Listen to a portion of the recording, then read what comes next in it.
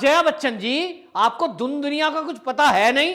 आप बंगाली जरूर हैं, बंगला भाषा हैं आप, तो आप जा रही होंगी वहां बंगाल में प्रचार करने, लेकिन आप भूल गई कि आप प्रचार किसका करने जा रही हो।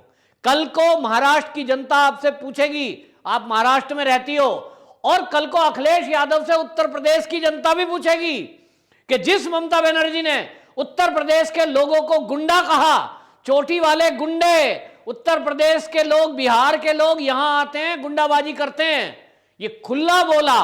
उत्तर प्रदेश की पुलिस पसंद नहीं है उसको, सुरक्षा बल जो सुरक्षा में लगे हुए हैं, यूपी के बच्चे अगर नौकरी पे लगे हुए हैं केंद्रीय सुरक्षा बलों में, तो ममता बनर्जी कहती है कि ये यूपी के जो सुरक्षा बल में नौकरी कर रहे हैं ये तो बीजेपी के लिए काम कर रहे हैं। तो अखिलेश यादव जी, मैं आपसे पूछना चाहता हूं कि उत्तर प्रदेश के लोगों को और उत्तर प्रदेश के सुरक्षा बलों में नौकरी करने वाले युवाओं का अपमान करने वाली ममता बनर्जी से आपका क्या रिश्ता है? नमस्कार, मैं हूं पवन त्यागी। समाजवादी पार्टी की सांसद जया बच्चन अब पश्चिम बंगाल में प्रचार के लिए जाएगी। उनका कहना है कि मेरी ड्यूटी समाजवादी के जो प्रमुख हैं अखिलेश यादव ने वहां लगाई है, और इसलिए पार्टी की कार्यकर्ता के तौर पर मैं वहां प्रचार करने जा रही हूं। लेकिन जया बच्चन जी से पूछना चाहते हैं कि जया बच्चन जी, आप पश्चिम बंगाल जाने का फैसला करें, समाजवादी की आप सांसद हैं, ठीक है, लेकिन यह कहां तक ठीक है कि समाजवादी पार्टी के जो कैंडिडेट वहां खड़े हैं, आप उनके प्रचार में नहीं जा रही हैं, आप जा रही हैं ममता दीदी के प्रचार में। आखिरकार ममता बनर्जी के प्रचार में क्यों? और आप जो ट्वीट करती हैं, आप जो संदेश लिखती हैं, वो इस तरह का लिख रही हैं जैसे कि ममता बनर्जी की टीएमसी बड़ी दूध की धुली है और बीजेपी वाले वहां उसको परेशान कर रहे हैं। आप लिखती हो सिर तोड़ा, पैर तोड़ा, लेकिन वो उनके दिल, दिमाग और आगे बढ़ने को और बंगाल को दुनिया में सर्वश्रेष्ठ बनाने के संकल्प को नहीं तोड़ पाए। वो कहती हैं, मुझे विश्वास है ममता जी को जो करना है वो करके रहेंगी। आप क्या कहना चाहती हैं? सिर तोड़ा, पैर तोड़ा, हौसला नहीं तोड़ पाए। किसने तोड़ा सिर, किसने तोड़ा पैर? ममता बनर्जी पिछले 10 साल से सत्ता पे काबिज है, और जो टोलाबाजी वहां चली, जो सिंडिकेट वहां चला, उसने किसके पैर तोड़े? क्या वहां बीजेपी थी? बीजेपी वालों ने टोलाबाजी चलाई, बीजेपी का सिंडिकेट वहां था। तो आप जया बच्चन जी, आपको दुनिया का कुछ पता है नहीं। आप बंगाली जरूर हैं, बंगला भाषा हैं आप, तो आप जा रही होंगी वहां बंगाल में प्रचार करने, लेकिन आप भूल गई कि आप प्रचार किसका करने जा रही हो। कल को महाराष्ट्र की जनता आपसे पूछेगी, आप महाराष्ट्र में रहती हो, और कल को अखिलेश यादव से उत्तर प्रदेश की जनता भी पूछेगी कि जिस ममता बनर्जी ने उत्तर प्रदेश के लोगों को गुंडा कहा, चोटी वाले गुंडे, उत्तर प्रदेश के लोग, बिहार के लोग यहां आते हैं, गुंडाबाजी करते हैं, ये खुला बोला, और पैर आया दरवाजे में खुद का। आरोप लगाया उत्तर प्रदेश पर। उत्तर प्रदेश की पुलिस पसंद नहीं है उसको, सुरक्षा बल जो सुरक्षा में लगे हुए हैं, यूपी के बच्चे अगर नौकरी पे लगे हुए हैं केंद्रीय सुरक्षा बलों में, तो ममता बनर्जी कहती है कि ये यूपी के जो सुरक्षा बल में नौकरी कर रहे हैं ये तो बीजेपी के लिए काम कर रहे हैं। तो अखिलेश यादव जी, मैं आपसे पूछना चाहता हूं कि उत्तर प्रदेश के लोगों को और उत्तर प्रदेश के सुरक्षा बलों में नौकरी करने वाले युवाओं का अपमान करने वाली ममता बनर्जी से आपका क्या रिश्ता है? आपको टीएमसी ने पत्र लिखा, टीएमसी ने मदद मांगी, लेकिन मदद मांग कौन रहा है? जो टोलाबाजी करता है, जो कटमनी लेता है, जो सिंडिकेट चलाता है। तो अब आप उनके साथ खड़े हो, क्योंकि आपको लगता है चोर चोर मौसेरे भाई, एक कहावत हमने सुनी है गांव में। तो चोर चोर मौसेरे भाई, इसका मतलब समझ में नहीं आता था, लेकिन अब बड़े हुए तो समझ में आया कि किसी भी प्रकार की चोरी हेराफेरी करने वाले सब एकजुट हो जाते हैं। अब राजनीति में देखने को आ रहा है कि चाहे किसी से कोई मतलब नहीं है, लेना देना नहीं है, विचारधारा विरुद्ध है, लेकिन चुनाव में सब एकजुट जाएंगे। ये सबको लूट खसूट मचानी है इस देश में। उत्तर प्रदेश में समाजवादी की सरकार आई, कितना लूट खसूट मचाया कि टोंटियां तक निकाल के ले गए घरों की। कितना लूट खसूट मचाया कि गुंडों और मवालियों को और गैंगस्टरों को बढ़ावा दिया। मुख्तार अंसारी की कहानी अभी उत्तर प्रदेश में शुरू हुई है।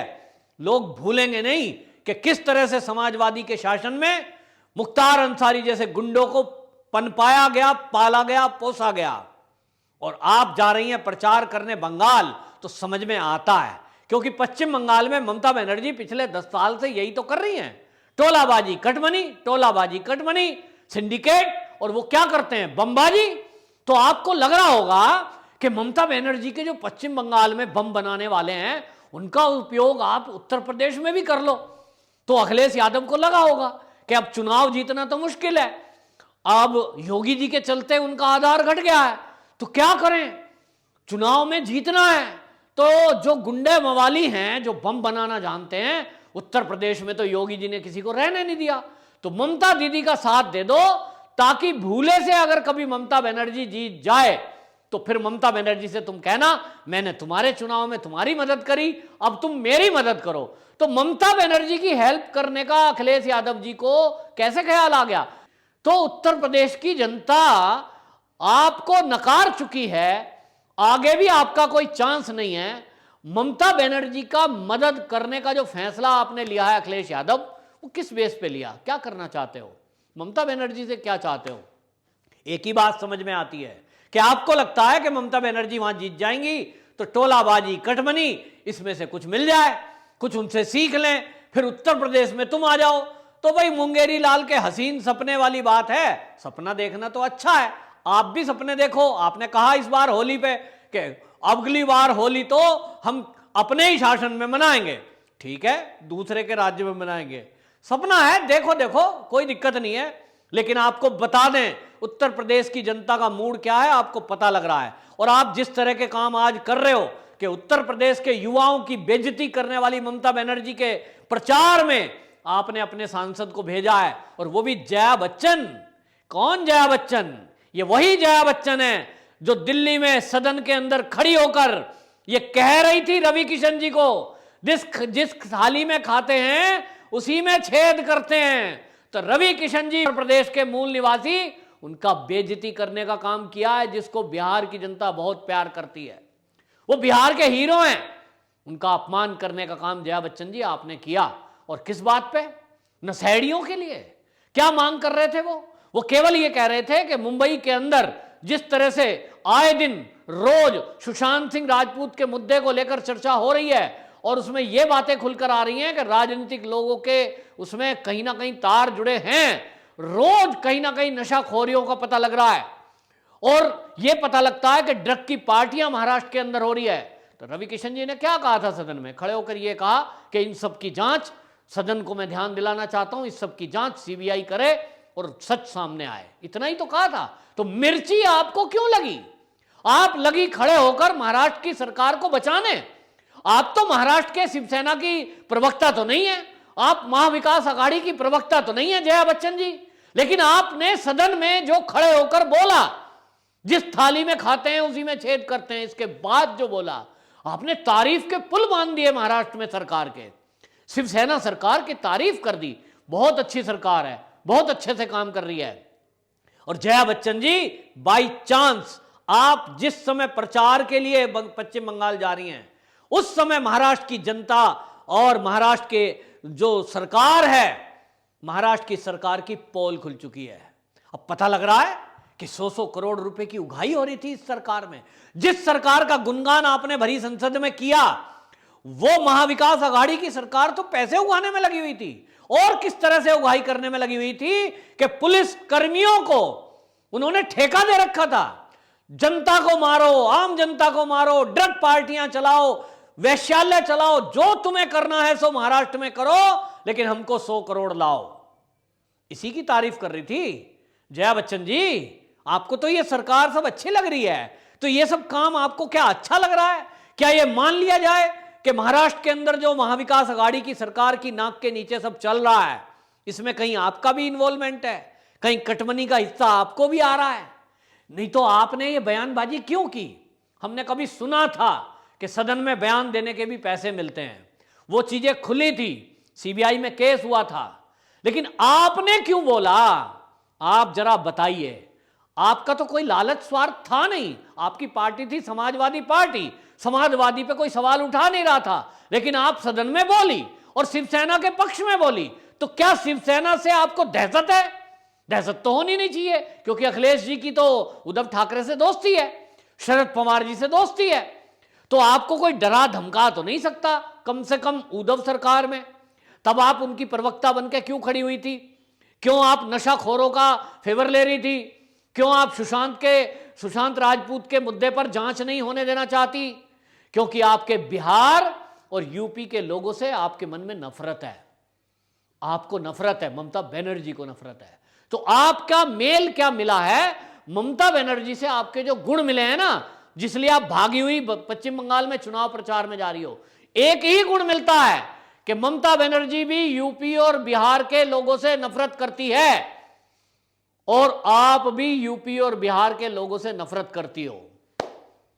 यूं आपकी मूवी देखने वाले सबसे ज्यादा वो लोग थे जिसने अमिताभ बच्चन को महानायक बनाया, और आपकी भी मूवी देख के आपको इतना रईस बना दिया कि आप किसी पार्टी में सांसद बन सकती हैं। तो ये यूपी और बिहार के लोग थे, लेकिन आपने यूपी और बिहार के लोगों की बेइज्जती की है ये प्रचार में जाकर। आप शांत रहती, अपनी पार्टी में है, यूपी में आती, या समाजवादी पार्टी के जो कैंडिडेट खड़े हैं उनके प्रचार में जाती, तो देश की जनता को समझ में आता पार्टी का कार्यकर्ता, पार्टी का सांसद, पार्टी के कैंडिडेट के लिए प्रचार में गया है, इसमें दिक्कत क्या है? लेकिन नहीं, आपको तो ममता बनर्जी का प्रचार करना है। और कौन है ममता बनर्जी? जिसका अभी अभी ऑडियो टेप वायरल हुआ है कि कटमनी और टोलाबाजी चलाती थी, सिंडिकेट चलता था और कोल स्कैम किया हुआ है, करोड़ों का घोटाला सामने आया है, शारदा घोटाला पहले से चल रहा है। इन सब घोटालेबाजों के आप फेवर में जाके खड़ी हो रही हैं, आखिर क्यों? आपका क्या स्वार्थ है? ममता बनर्जी से आपका क्या रिश्ता है? आपको क्या प्रॉब्लम है? आखिरकार आपकी ये विचारधारा पता लग गई है कि आपके दिल के अंदर कैसी भावना। और आपको बताऊं, आप जाइए, प्रचार करके आइए। अच्छा है कि उत्तर प्रदेश में जब चुनाव होंगे तो भारतीय जनता पार्टी सवाल करेगी कि आपने टोलाबाजी और कटमनी वालों के साथ प्रचार किया, आपने उन लोगों के लिए समाजवादी ने प्रचार किया जिन्होंने यूपी और बिहार के लोगों को गुंडा बताया।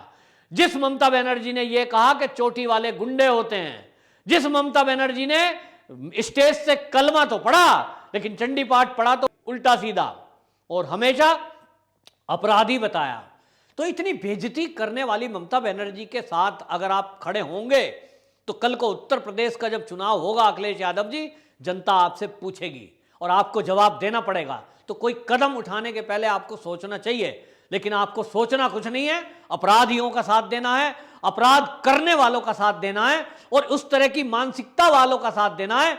और जया बच्चन जी, आपने जो ये संदेश लिखा है ना, इस संदेश में आपके दिमाग से निकल गया कि वहां शासन भाजपा का नहीं है, वहां ममता बनर्जी का शासन है 10 साल से। नहीं तो आप ये ना लिखती कि सर तोड़ा, पैर तोड़ा, हौसले ना तोड़ पाए। ये ममता बनर्जी ने कितनों का सर तोड़ा, कितनों के पैर तोड़े टीएमसी के गुंडों ने, ये पूछिए जरा भाजपा वालों से। 150 से अधिक कार्यकर्ताओं की हत्याएं कर दी गई, कितनों का घर जला दिया गया, कितने बीजेपी कार्यकर्ताओं के सर फोड़ दिए गए, कितने बीजेपी कार्यकर्ताओं के पैर तोड़ दिए गए। तो यदि आप ये लिख रही हैं, लिखा ठीक है, सिर तोड़ा, पैर तोड़ा, लेकिन उनके दिल और दिमाग में आगे बढ़ने और बंगाल को दुनिया में सर्वश्रेष्ठ बनाने के इरादे नहीं तोड़ पाए। ये लाइन आपने जो लिखी है ना, ये बिल्कुल भाजपा के लिए सटीक निकलती है, क्योंकि भाजपा वालों के ममता बनर्जी ने, टीएमसी के गुंडों ने सर तोड़े, पैर तोड़े, लेकिन देश में पश्चिम बंगाल को उन्होंने ठाना है बीजेपी वालों ने कि सर्वश्रेष्ठ बनाना है, तो सर्वश्रेष्ठ बनाने के इरादे नहीं तोड़ पाए। लेकिन यदि आप इस बात को ममता बनर्जी के लिए लिख रही हो तो फिर आपकी बुद्धि पे मुझे तरस आता है कि 10 साल जो सत्ता के शासन में रहा हो, आप उसको बेचारा बता रहे हो इस तरह की बातें लिखकर। तो आपको भी जवाब देना पड़ेगा जया बच्चन जी कि आप प्रचार में क्यों गई, और अखिलेश यादव को भी उत्तर प्रदेश की जनता को जवाब देना पड़ेगा कि आपने अपने सांसद को वहां भेजा तो ममता बनर्जी के लिए भेजा, समाजवादी के कैंडिडेट को यूं ही क्यों छोड़ दिया। वंदे मातरम।